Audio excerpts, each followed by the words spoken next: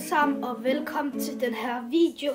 Den her video skal jeg smage Kims Chips Battle 2024. Jeg glæder mig til at smage dem, og jeg har kun 2 i dag. Fordi at det er alt for meget, når jeg køber 4. Så jeg har kun købt 2. Jeg skal starte med Anders Hemmingsen. Og det er nationalchips, og det her står der smag af stegt flæsk og sour cream. Så lad mig dufte først. Det dufter ikke af noget som helst.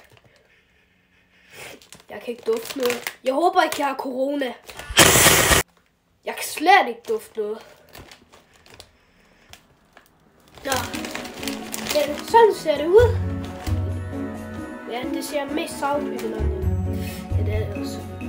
Så, nu skal jeg smage.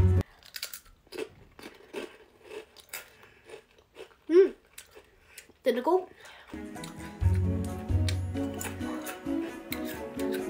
Den er faktisk god. Den smager mest af sour cream end onion end stegt flæsk. Jeg giver den her en 6 ud af 10. Altså, den er mega god. Jeg tager lige en sidste.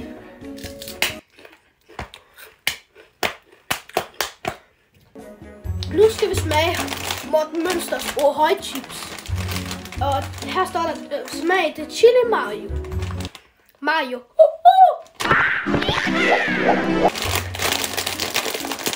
Det skal vi smage.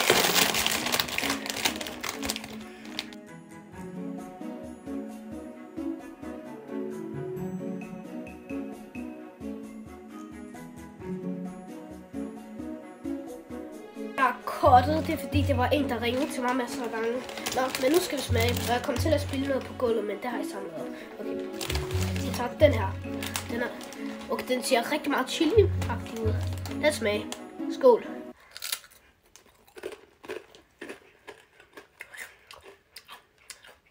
Ej, den er mega god.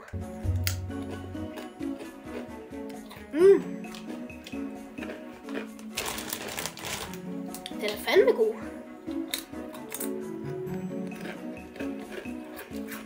Giver den her 9 ud af 10. Den er mega god.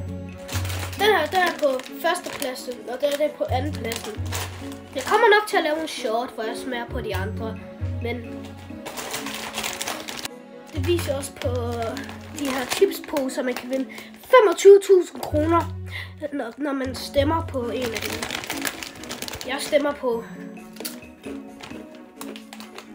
Morten Mønster.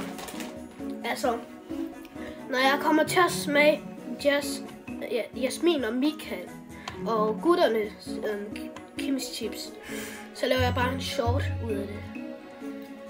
Jeg har dem ikke her. Jeg har smagt de 2. De er begge 2 gode.